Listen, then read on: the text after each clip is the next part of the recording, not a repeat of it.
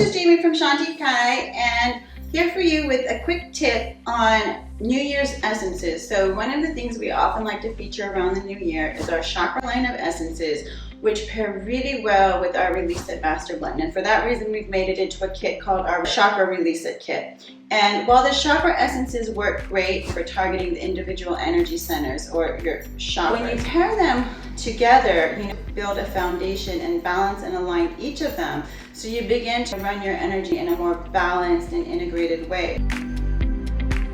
Now, for a little extra clearing around the holidays, especially the New Year's, right? When you're making New Year's resolution, it can be really good to take it to the next level if you use the Release It first, right? So the Release It helps to move heavier energy out of your system, so inner blocks, resistance, begins to help it come out. And then you go over it with the chakra essence of your choice.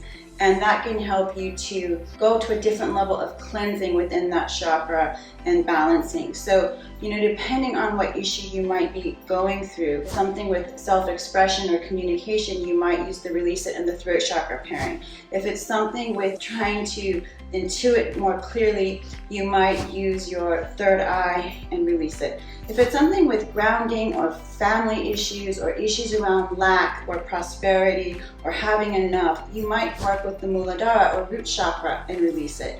The sacral chakra can be all about emotional balance, relationships, and also self-nurturing, but your subconscious mind and emotions that can cause you to feel unworthy or to have lower self-esteem can be stored there. So working with Release It and Svadhisthana together can help clear some of these energies.